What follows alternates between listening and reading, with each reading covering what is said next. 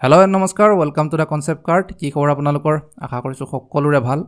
আমি চ্যাপ্টাৰ 3 আলোচনা কৰি আছিলো প্ৰিয়ম গোস্বামীৰ আসাম হিষ্ট্ৰী কিতাপখনৰ লাষ্ট ক্লাছত আমি চ্যাপ্টাৰ 3 ৰ পাৰ্ট 1 ডিসকাস কৰিলো যত আমি পঢ়িছিলো কেনেকৈ ব্ৰিটিছ সকলে লোৱাৰ আসামক তেওঁলোকৰ অধীনলৈ আনিলে আহোম অভিজাত শ্ৰেণীৰ লোকসকলক আওকাণ কৰি বা এভয়েড কৰি কেনেকৈ লোৱাৰ আসামক ব্ৰিটিছ সাম্ৰাজ্যত সংযোজন কৰা হৈছিল সেয়া আমি পাৰ্ট 1 ত আলোচনা কৰিলো আজি আমি আলোচনা কৰিম পাৰ্ট 2 আৰু আজিৰ টপিক হৈছে এন্টি ব্ৰিটিছ আপৰাইজিংছ বৰগুহাই বুঢ়াগুহাই সকলক যে ইগনোৰ কৰি লোৱাৰ আসামক তেওঁলোকৰ অধীনলৈ আনিলে সো আহোম অভিজাত শ্ৰেণীৰ লোকসকলে এতিয়া ব্ৰিটিছৰ বিৰুদ্ধে আন্দোলন কৰিব বা বিদ্ৰোহ কৰিব আমি যদিওবা মনিৰাম দেৱানক অসমৰ ভাৰত স্বাধীন আন্দোলনৰ প্ৰথম শহীদ হিচাপে গণ্য কৰো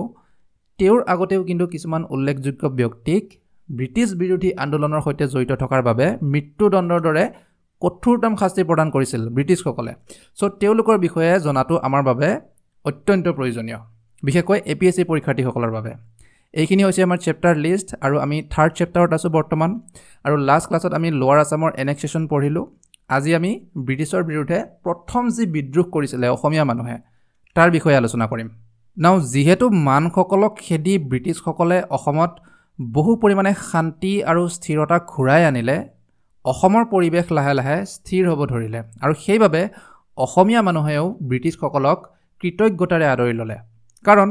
ব্ৰিটিছসকল অহাৰ আগে অসমৰ মানুহে অলেখ কষ্ট আৰু অত্যাচাৰৰ সন্মুখীন হ'বলগীয়া হৈছিল বহুত মানুহ মৰিল বহুতে বেলেগ বেলেগ ঠাইলৈ পলায়ন কৰিলে বহুতক অপহৰণ কৰি লৈ গ'ল মিয়ানমাৰলৈ হাজাৰ হাজাৰ পৰিয়াল ধ্বংস হ'ল মুঠতে মানসকলৰ অত্যাচাৰৰ ফলত আৰু ইয়াৰ আগতেও মুৱামৰীয়া বিদ্ৰোহৰ দৰে গৃহযুদ্ধৰ ফলত অসমৰ ৰাজনীতি ইয়াৰ সমাজ ব্যৱস্থা ইয়াৰ অৰ্থনীতি সকলোবোৰ ধ্বংসস্তূপত পৰিণত হৈছিল আৰু মানসকলক খেদি যেতিয়া ব্ৰিটিছসকলে প্ৰতিশ্ৰুতি দিছিল যে অসমীয়া সমাজৰ প্ৰয়োজন অনুসৰি স্থানীয়ভাৱে এখন চৰকাৰ পুনৰ গঠন কৰা হ'ব বুলি য'ত সকলো শ্ৰেণীৰ মানুহে সুখে শান্তিৰে থাকিব পাৰিব আৰু ইয়াৰ ফলত আহোম ৰাজ পৰিয়াল আৰু অভিজাত শ্ৰেণীৰ লোকসকলেও আশা কৰিছিল যে অঞ্চলটোক পুনৰ তেওঁলোকে শাসন কৰিব পাৰিব তেওঁলোকে ভাবিছিল যে অসমত আহোম ৰাজতন্ত্ৰ পুনৰ স্থাপন হ'ব কিন্তু এই কথা অতি সোনকালে স্পষ্ট হৈ পৰিল যে ব্ৰিটিছসকলৰ সেই প্ৰতিশ্ৰুতি আছিল ভুৱা আৰু প্ৰতাৰণামূলক আহোম ৰাজতন্ত্ৰ পুনৰ স্থাপন কৰাৰ কথাক কোম্পানীৰ উচ্চ বিষয়াসকলে কেতিয়াও সমৰ্থন জনোৱা নাছিল আৰু আহোম অভিজাত শ্ৰেণীৰ লোকসকলে বৰগুহাই বুঢ়াগুহাই সকলেও এই কথা অতি সোনকালে উপলব্ধি কৰিলে তেওঁলোকৰ ভয় হ'ল যে শ বছৰ ধৰি লাভ কৰি অহা ৰাজনৈতিক ক্ষমতা আৰু প্ৰভাৱ তেওঁলোকে এতিয়া হেৰুৱাব লাগিব আৰু তেওঁলোকৰ এই ভয় বা আশংকাও নিশ্চয়তাত পৰিণত হ'ল যেতিয়া 1828 চনত ব্ৰিটিছসকলে নিম্ন অসমক ব্ৰিটিছ সাম্ৰাজ্যত সংযোজন কৰি ল'লে আৰু পৰৱৰ্তী সময়ত যেতিয়া আহোম অভিজাত শ্ৰেণীৰ লোকসকলকো লাহে লাহে ব্ৰিটিছসকলে এৰাই চলিব ল'লে নিম্ন অঞ্চলৰ পৰা অহা অৰ্থাৎ লোৱাৰ আসাম আৰু বেংগলৰ পৰা অহা লোকসকলে আহোম অভিজাত শ্ৰেণীৰ লোকসকলৰ ক্ষমতা লাহে লাহে দখল কৰিব ল'লে বৰগুহাই বুঢ়াগুহাই সকলে শ বছৰ ধৰি লাভ কৰি অহা ক্ষমতাৰ পৰা নিজকে এতিয়া বঞ্চিত অনুভৱ কৰিলে আৰু যেতিয়া বেংগলৰ পৰা অহা লোকসকলক বিভিন্ন চৰকাৰী পদত নিযুক্তি দি নতুন আইন আৰু এটা নতুন প্ৰশাসনিক ব্যৱস্থা ৰূপায়ণ কৰা হ'ল য'ত প্ৰধানকৈ এটা নতুন ভাষা তেওঁলোকে ব্যৱহাৰ কৰিলে চৰকাৰী কাম-কাজত বেংগলী ভাষা যেতিয়া ব্যৱহাৰ কৰিব ল'লে তেতিয়া দুৰ্নীতি আৰু ধনদাবীৰ দৰে ঘটনাও যথেষ্ট পৰিমাণে বৃদ্ধি পালে এই সকলোবোৰ পৰিৱৰ্তনে অসমৰ বৰগুহাই বুঢ়াগুহাই বৰফুকন ইত্যাদিৰ দৰে অভিজাত শ্ৰেণীৰ লোকসকলৰ মাজত এক গভীৰ অসন্তুষ্টিৰ সৃষ্টি কৰিলে কাৰণ তেওঁলোকে নিজকে অপমানিত যেন অনুভৱ কৰিলে যাৰ ফলত তেওঁলোকে ব্ৰিটিছ চৰকাৰক অসমৰ পৰা উৎখাত কৰি তেওঁলোকৰ স্থান পুনৰ লাভ কৰাৰ উদ্দেশ্যেৰে পৰৱৰ্তী সময়ত কেইবাবাৰো বিদ্ৰোহী আন্দোলনৰ প্ৰচেষ্টা চলালে সো ব্ৰিটিছসকলে ব্ৰহ্মপুত্ৰ উপত্যকাত তেওঁলোকৰ আধিপত্য স্থাপন কৰাৰ পিছত তেনেকুৱা তিনিটা প্ৰধান বিদ্ৰোহী আন্দোলনৰ সন্মুখীন হৈছিল আৰু এই আন্দোলনৰ লগত জড়িত ব্যক্তিসকলৰ বিষয়ে প্ৰায় এক্সামতো আহে আৰু চৰকাৰেও তেওঁলোকৰ সোঁৱৰণিত বিভিন্ন পদক্ষেপবোৰ লোৱা দেখা যায় সো আমি এই আন্দোলনৰ বিষয়ে জনাটো অত্যন্ত প্ৰয়োজনীয় সো ফাৰ্ষ্ট আপৰাইজিং যেটো প্ৰথম বিদ্ৰোহ নাও প্ৰথমটো বিদ্ৰোহ হৈছিল 1828 চনৰ শেষৰ ফালে আৰু এই বিদ্ৰোহৰ মূল মানুহজন আছিল ধনঞ্জয় বৰগোহাঁই এজন প্ৰাক্তন বৰগোহাঁই আৰু তেওঁ সমৰ্থন কৰিছিল গমধৰ কোঁৱৰক গমধৰ কোঁৱৰ আছিল আহোম ৰাজ পৰিয়ালৰ এজন সদস্য তেওঁলোকৰ উদ্দেশ্য একেবাৰে সিম্পল আছিল যে গমধৰ কোঁৱৰক অসমৰ শাসক হিচাপে ৰাজসিংহাসনত বহুৱাই স্থানীয় শাসন পুনৰুদ্ধাৰ কৰা যাৰ বাবে বহুতো প্ৰভাৱশালী ব্যক্তি আৰু পুৰোহিতসকলেও তেওঁলোকক সমৰ্থন কৰিছিল তেওঁলোকৰ আন্দোলনত যোগদানো দিছিল আৰু এইটোৱে সঠিক সময় আছিল কাৰণ ইতিমধ্যে মানসকলক খেদি পঠিওৱাৰ পিছত ব্ৰিটিছ সৈন্যবাহিনীৰ উপস্থিতিও অসমত কমি আহিছিল লাহে লাহে আৰু সমান্তৰালভাৱে উত্তৰ দিশে নৰ্থৰ ফালে সিংফো আৰু ভুটীয়া জনজাতিৰ লোকসকলেও প্ৰায়ে আক্ৰমণ কৰি আহিছিল ব্ৰিটিছ মিলিটাৰীক আৰু আক্ৰমণ কৰি লুটপাট কৰি গুচি যায় সো এইটোৱে সঠিক সময় আছিল ব্ৰিটিছসকলৰ বিৰুদ্ধে একশ্যন লোৱাৰ আৰু তাৰ বাবে যোৰহাটৰ বাচ্চা নামৰ এডোখৰ ঠাইত গমধৰ কোঁৱৰক পৰম্পৰাগত নীতি নিয়মেৰে ৰজা হিচাপে ৰাজসিংহাসনত অধিষ্ঠিত কৰিলে য'ত বাইলুংসকলে অৰ্থাৎ ৰাজপুৰোহিতসকলে তেওঁক এখন হেংদাং এযোৰ বগা জোতা আৰু এটা ছাতিৰে ৰাজকীয় মৰ্যাদা প্ৰদান কৰিলে কাৰণ এইবোৰ আছিল আহোম ৰাজ পৰিয়ালৰ ঐতিহ্যবাহী প্ৰতীক চিম্বল অফ ৰয়েলটি তাৰ লগে লগে তেওঁলোকে সমৰ্থকসকলৰ পৰা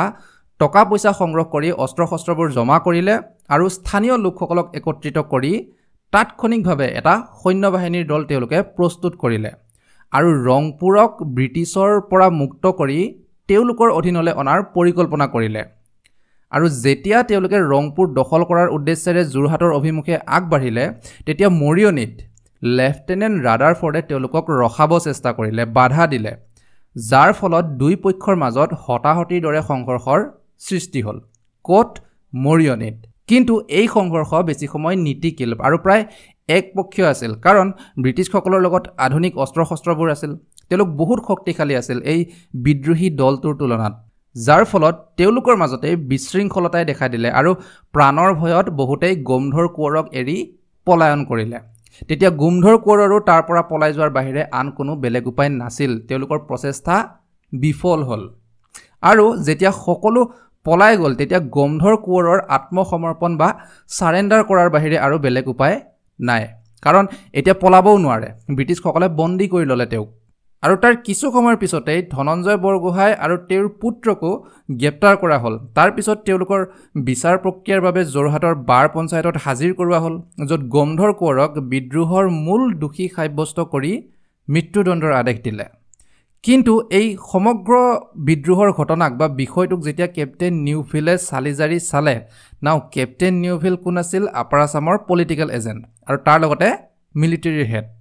সো তেখেতে যেতিয়া এই বিদ্ৰোহৰ লগত জড়িত বিষয়বস্তুবোৰ নিৰীক্ষণ কৰিলে তেখেতে গমধৰ কোঁৱৰৰ শাস্তি মৃত্যুদণ্ডৰ সলনি 7 বছৰৰ কাৰাদণ্ডলৈ হ্ৰাস কৰিলে কমাই দিলে শাস্তি আৰু জেইলতো কোনো ধৰণৰ শাৰীৰিক শ্ৰমৰ পৰা তেখেতক ৰেহাই দিয়া হৈছিল কিন্তু কিয় কাৰণ এটাটো গমধৰ কোঁৱৰৰ বয়স বহুত সৰু আছিল আৰু কেপ্টেইন নিউভিলৰ মতে গমধৰ কোঁৱৰক ৰজা হোৱাৰ সপোন দেখুৱাই আচলতে ব্যৱহাৰ কৰা হৈছিল ব্ৰিটিছৰ বিৰুদ্ধে বিদ্ৰোহ কৰিবলৈ কেপ্টেইন নিউভিলৰ মতে সেইটো এতিয়া আপোনালোকৰ মনত এটা প্ৰশ্ন আহিব পাৰে যে ধনঞ্জয় বৰগোহাঁইৰ লগত কি হ'ল কাৰণ বিদ্ৰোহৰ মূল নেতাজনটো ধনঞ্জয় বৰগোহাঁইহে আছিল ধনঞ্জয় বৰগোহাঁইকো একচুৱেলি মৃত্যুদণ্ড দিয়া হৈছিল কেপিটেল পানিছমেণ্ট কিন্তু কেনেবাকে নাগা পাহাৰলৈ পলাই যাবলৈ তেওঁ সক্ষম হ'ল পলাই গ'ল জেলৰ পৰাই কোন ধনঞ্জয় বৰগোহাঁই আৰু কেপ্টেইন নিউভিলেও তেওঁলোকৰ বিৰুদ্ধে হোৱা এই বিদ্ৰোহক ইমান এটা গুৰুত্ব নিদিলে কিন্তু ডেভিড স্কটৰ ক্ষেত্ৰত তেনে নহয় স্কটে বুজি পাইছিল যে ই কেৱল এটা বিদ্ৰোহ নাছিল এই বিদ্ৰোহৰ আঁৰত আছিল অসমীয়া মানুহৰ মনত বৃদ্ধি পোৱা ক্ষোভ আৰু অসন্তুষ্টি কাৰণ বহু সংখ্যক লোকে নিজৰ অধিকাৰ আৰু ক্ষমতাৰ পৰা নিজকে বঞ্চিত অনুভৱ কৰিছিল সেইবাবে স্কটে ব্ৰিটিছসকলক সতৰ্ক কৰি দিছিল যে সময় থাকোঁতেই যদি উচিত ব্যৱস্থা নলয় তেতিয়াহ'লে এনে ধৰণৰ বিদ্ৰোহৰ ঘটনা পৰৱৰ্তী সময়ত আকৌ বৃদ্ধি পাব আৰু তেওঁৰ এই সতৰ্কবাণী পিছলৈ গৈ সত্যত প্ৰমাণিত হ'ল কাৰণ এবছৰ পিছতেই ব্ৰিটিছ শাসন উৎখাত কৰাৰ আন এক প্ৰচেষ্টা চলোৱা হ'ল ছেকেণ্ড আপৰাইজিং দ্বিতীয়টো বিদ্ৰোহ আৰু এই বিদ্ৰোহৰ নেতৃত্বত আছিল ইয়াং গুমেণ্ডৱা ওৰফে গদাধৰ সিংহ এইজন জয়মতীৰ গদাপানী গদাধৰ সিংহ নহয় এইজন গদাধৰ সিংহও ৰাজ পৰিয়ালৰে এজন সদস্য আছিল সত্ত্বেও অৰ্থাৎ গদাধৰ সিংহই সদিয়াত থকা চিপাহীসকলৰ সমৰ্থন লাভ কৰিবলৈ চেষ্টা কৰিছিল কিন্তু কেনেকৈ চেষ্টা কৰিছিল সেইটো হিষ্টৰিকেল ৰেফাৰেন্সত ক্লিয়াৰলি উল্লেখ নাই কিবা ঘুষ দিব চেষ্টা কৰিছিল নে বেলেগ কিবা প্ৰলোভন দিছিল সেইটো স্পষ্টকৈ নাই কতো কাৰণ এই চিপাহীসকল মেইনলি বেংগল আৰু নৰ্থ ইণ্ডিয়াৰ পৰা অহা কিন্তু তথাপিও তেওঁ আশা কৰিছিল যে এই চিপাহীসকলে ব্ৰিটিছৰ বিৰুদ্ধে তেওঁৰ লগত যোগ দিব আৰু সেই ভাবি তেওঁ সমৰ্থন বিচাৰিছিল কিন্তু তেওঁৰ পৰিকল্পনা আৰম্ভ হোৱাৰ আগতেই বিফল হ'ল তেওঁৰ এই পৰিকল্পনাৰ কথা ৰেজিমেণ্টৰ দায়িত্বত থকা সুবেদাৰ জালিম খানে কেনেবাকৈ গম পালে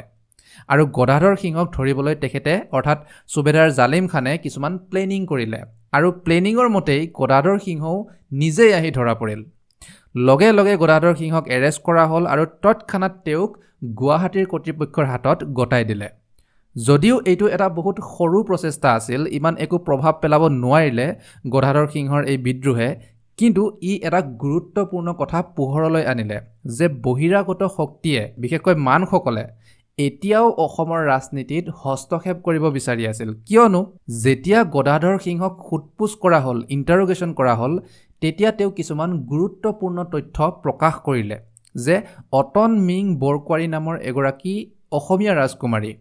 যাক আগতে ৰজা চন্দ্ৰকান্ত সিংহই মানসকলৰ ৰজাক উপহাৰ হিচাপে দি পঠিয়াইছিল ম্যানমাৰলৈ সেই অটন মিং বৰকুৱাৰী এতিয়া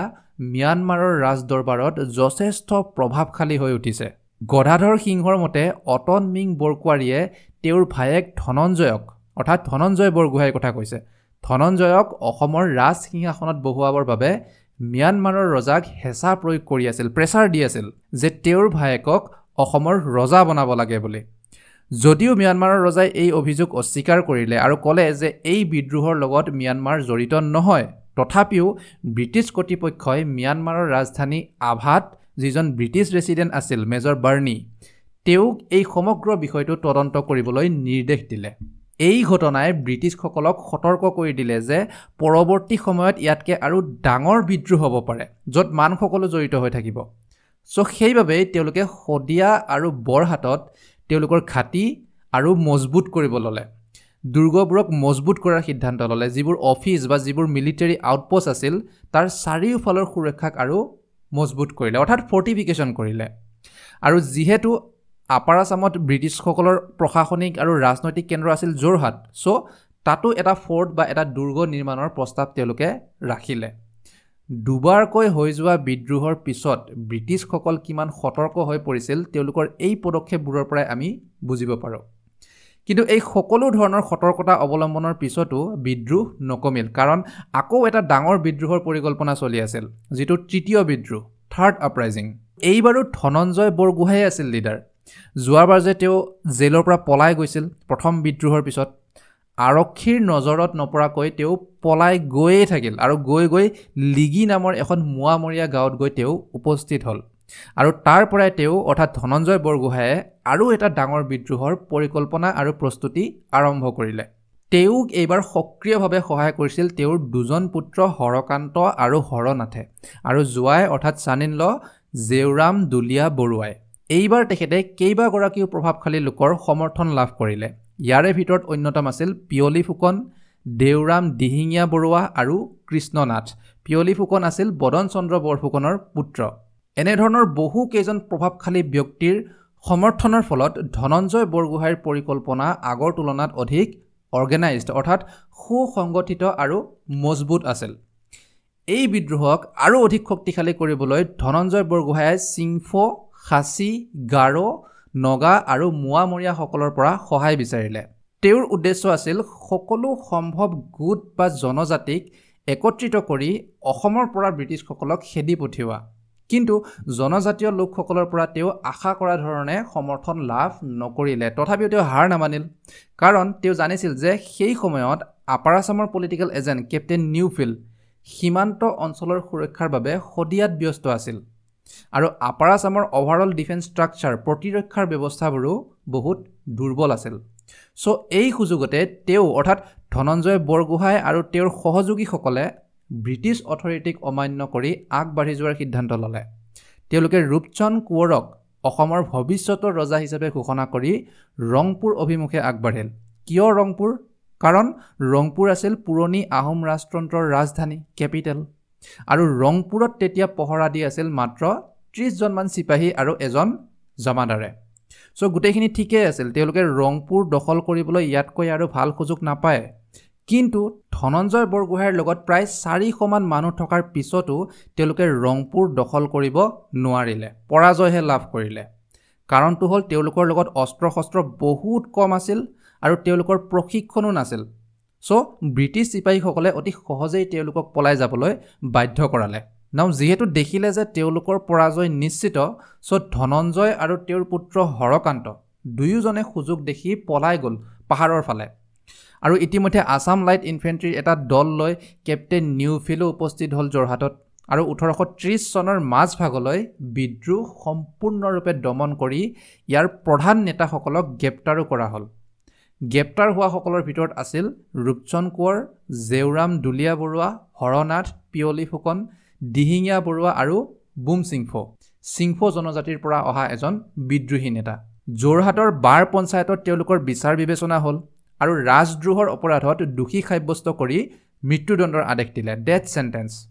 ইয়াৰ পৰা আমি বুজিব পাৰো যে ব্ৰিটিছসকলৰ ক্ষমতা অসমত কিমান বৃদ্ধি পাইছিল যদি বিদ্ৰোহ কৰে ডাইৰেক্ট মৃত্যুদণ্ড দি দিয়ে শাস্তি হিচাপে কিন্তু ইয়াতে এটা আমি চেঞ্জ দেখা পাওঁ অলপ ইয়াতে খাল কলনি হয় বাৰ পঞ্চায়তে মৃত্যুদণ্ডৰ শাস্তি শুনোৱাৰ পিছত এখন ফাইনেল ৰিপৰ্ট ডেভিড স্কটলে প্ৰেৰণ কৰিলে তেতিয়াৰ লোৱাৰ আসামৰ পলিটিকেল এজেণ্ট আৰু ডেভিড স্কট কোন আছিল তেওঁৰ ক্ষমতা কিমান আছিল আমি সেইটো ইতিমধ্যে জানি আহিছোঁ বাৰ পঞ্চায়তে প্ৰেৰণ কৰা প্ৰতিবেদনত বিদ্ৰোহৰ সম্পূৰ্ণ বিৱৰণ আৰু তাৰ লগত জড়িত মূল দোষীসকলৰ বিষয়ে সম্পূৰ্ণ তথ্য আছিল ইয়াক গভীৰভাৱে অধ্যয়ন কৰি স্কটে এইটো নিশ্চিত কৰিলে যে কেৱল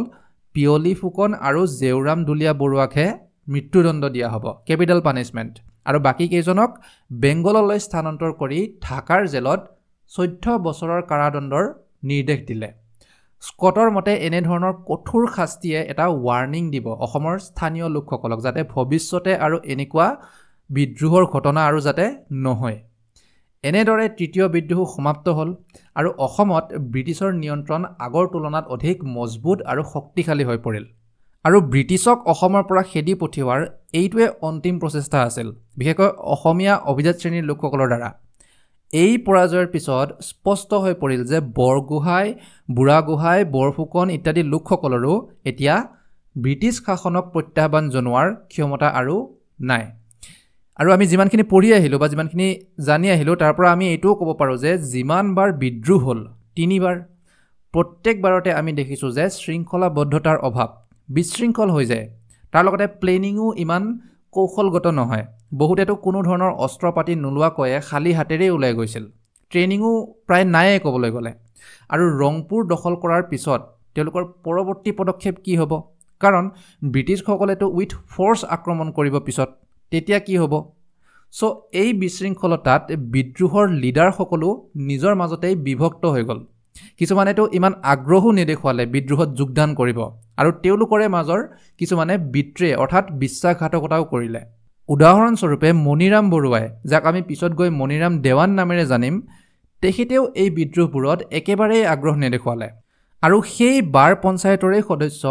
মাধৱৰাম বৰগোহাঁয়ে সহায় কৰিছিল চিপাহীসকলক বিদ্ৰোহী নেতাসকলক ধৰাত ইয়াৰ পৰা আমি বুজিব পাৰোঁ যে অসমীয়া অভিজাত শ্ৰেণীৰ লোকসকলৰ মাজতো এতিয়া কোনো ধৰণৰ একতাৰ মনোভাৱ আৰু নাই সো এনেকুৱা পৰিস্থিতিত বিদ্ৰোহ কেতিয়াও সফল নহয় ইয়াৰ উপৰি এই বিদ্ৰোহবোৰক এনে ধৰণৰ নেতাই নেতৃত্ব দিছিল যিসকলৰ কোনো এক্সপিৰিয়েঞ্চ নাই ৰাজনৈতিক ক্ষেত্ৰত কাৰণ ইয়াৰ আগতেতো মানসকলেই ৰাজত্ব কৰি আছিল কেইবা বছৰো তাৰ আগত মোৱামৰীয়া বিদ্ৰোহ সো তেওঁলোকৰ পলিটিকেল ফিল্ডত ইমান এটা এক্সপিৰিয়েঞ্চ নাছিল মিলিটাৰীৰ ফালৰ পৰাও ইমান প্ৰশিক্ষিত নহয় ফাইনেন্সিয়েল ছাপৰ্টৰো অভাৱ ইনফেক্ট তেওঁলোকে সাধাৰণ ৰাইজৰো সমৰ্থন লাভ নকৰিলে পাব্লিক ছাপৰ্ট ইমান নাপালে কাৰণ বিদ্ৰোহৰ লিডাৰসকল কোন আছিল আহোম অভিজাত শ্ৰেণী আৰু ৰাজ পৰিয়ালৰ লোকসকলহে আছিল আৰু সাধাৰণ ৰাইজেও আহোম ৰাজতন্ত্ৰৰ অন্যায় আৰু অত্যাচাৰ দেখি আহিছিল ভুগি আহিছিল তেওঁলোকেও সেয়েহে সাধাৰণ মানুহৰো সমৰ্থন বিদ্ৰোহৰ নেতাসকলে লাভ নকৰিলে সো আল্টিমেটলি এটা কমন একশ্যনৰ অভাৱ এটা কমন অবজেক্টিভ নাই অৰ্থাৎ লক্ষ্যবিহীন তাৰ লগতে অৰ্থনৈতিক আৰু সামৰিক দৃষ্টিকোণৰ পৰাও দুৰ্বল তথাপিও তেওঁলোকৰ এই প্ৰচেষ্টাক আমি সফল বুলিয়ে গণ্য কৰোঁ কাৰণ এই কথা কেপ্টেইন নিউফিলে লিখি থৈ গৈছিল যে বিদ্ৰোহৰ প্ৰচেষ্টা সফল হৈছিল কি কাৰণত অসমৰ সকলো ঠাইৰ স্থানীয় লোকৰ মনত অশান্তি বা এটা অস্থিৰ মনোভাৱৰ সৃষ্টি কৰাত কাৰণ ইয়াৰ পৰাই সাধাৰণ মানুহেও ব্ৰিটিছ শাসনক লৈ সন্দেহ কৰিব ধৰিলে চিন্তা হ'ব ধৰিলে অসমৰ সাধাৰণ জনতাৰো সো যদিও সাকসেসফুল নহল এই বিদ্ৰোহবোৰে অসমত ব্ৰিটিছ শাসনৰ বিৰুদ্ধে প্ৰতিৰোধ কৰাৰ প্ৰথম পৰ্যায়ৰ সূচনা কৰিলে আৰু কাৰ নেতৃত্বত অসমীয়া অভিজাত শ্ৰেণী বৰগোহাঁই বুঢ়াগোহাঁই ইত্যাদি সকলৰ নেতৃত্বত আৰু যদিও কেপ্টেইন নিউফিলে এই বিদ্ৰোহৰ ঘটনাবোৰক ইমান গুৰুত্ব নিদিলে ডেভিড স্কটে কিন্তু এনে ধৰণৰ বিদ্ৰোহবোৰৰ প্ৰভাৱ অসমীয়া সমাজত কেনেকৈ পৰিব সেয়া বুজি পাইছিল তেওঁ উপলব্ধি কৰিছিল যে এই বিদ্ৰোহবোৰৰ আঁৰত আছিল মূলতঃ অসমীয়া মানুহৰ মাজত ক্ৰমান্বয়ে বাঢ়ি অহা ক্ষোভ আৰু খং ব্ৰিটিছসকলৰ বিৰুদ্ধে সেইবাবে স্কটে ব্ৰিটিছ কৰ্তৃপক্ষক সতৰ্ক কৰি দিছিল যে প্ৰথম অৱস্থাৰ পৰাই ৰাজনৈতিক মীমাংসা নকৰিলে যে কোনটো অঞ্চল কেনেকৈ কাৰ অধীনত শাসন কৰা হ'ব তেতিয়ালৈ অসম বিশেষকৈ আপাৰ আসাম অশান্ত হৈ থাকিব এটা ভাৰ্চুৱেল টিণ্ডাৰ বক্সৰ দৰে অৰ্থাৎ এসোপামান শুকান খেৰ জমা কৰি থোৱাৰ দৰে যি অলপ ফিৰিঙতি পালেই জ্বলি উঠিব সেয়েহে তেওঁ কলিকতাৰ ফৰ্ট উইলিয়ামত বহা কোম্পানীৰ উচ্চ বিষয়াসকলক পুনৰ এবাৰ পৰামৰ্শ দিলে যে আপাৰ আসামক এজন আহোম ৰাজকুমাৰৰ অধীনত শাসন কৰা হওক যিয়ে ব্ৰিটিছৰ তত্ত্বাৱধানত কাম কৰিব কাৰণ স্কটৰ মতে স্থানীয় ৰজা এজন থাকিলেহে সাধাৰণ মানুহখিনিও শান্ত হৈ থাকিব ভৱিষ্যতেও ব্ৰিটিছৰ বিৰুদ্ধে কোনো ধৰণৰ বিদ্ৰোহ তেওঁলোকে নকৰিব সো ইমানেই আছিলে আজিৰ ভিডিঅ'ত আশা কৰিছোঁ অসমৰ প্ৰথম ব্ৰিটিছ বিৰোধী আন্দোলন বা বিদ্ৰোহৰ বিষয়ে আৰু বিদ্ৰোহ কৰাৰ বাবে কেনেকৈ পিয়লি ফুকন আৰু জেওৰাম দুলীয়া বৰুৱাক মৃত্যুদণ্ডৰ দৰে এক্সট্ৰিম পানিছমেণ্ট দিয়া হৈছিল এই সকলো বিষয়বস্তুৰ সন্দৰ্ভত আপোনালোকে বহুখিনি কথা জানিলে পৰীক্ষাৰ্থীসকলৰ বাবে এনেকুৱা ধৰণৰ ইম্পৰ্টেণ্ট টপিকবোৰ জনাটো অত্যন্ত প্ৰয়োজনীয় ইয়াৰ পৰা ডেফিনেটলি সহায় হ'ব আপোনালোকৰ আৰু তাৰ লগতে আমাকো ছাপোৰ্ট কৰি যাব চেনেলটো ছাবস্ক্ৰাইব কৰিব শ্বেয়াৰ কৰিব আমি লগ পাই থাকিম সদায় আৰু যোৱাৰ আগতে আপোনালোকৰ বাবে এটা কুৱেশ্যন আছিলে the proposed Bomchingfo memorial bridge Bomchingfo নামটো আমি ইতিমধ্যে পাই আহিছোঁ এইটো ভিডিঅ'তে চ' the proposed Bomchingfo memorial bridge in Assam is to be constructed over which river ইয়াৰ শুদ্ধ উত্তৰটো আপোনালোকে আমাৰ কমেণ্ট ছেকশ্যনত জনাব বা ইয়াক কুইজ হিচাপেও এটেম্প কৰিব পাৰে আমাৰ টেলিগ্ৰাম চেনেলটোত চ' ভিডিঅ'বোৰৰ নটিফিকেশ্যন আৰু ক্লাছৰ PDFৰ বাবে আমাৰ টেলিগ্ৰাম চেনেলটো ছাবস্ক্ৰাইব কৰি ল'ব এই QR কোডটো স্কেন কৰি বা ভিডিঅ' ডিছক্ৰিপশ্যনত থকা লিংকটো ক্লিক কৰি চ' থেংক ইউ এভৰিৱান জয় আই অসম জয় হিন্দ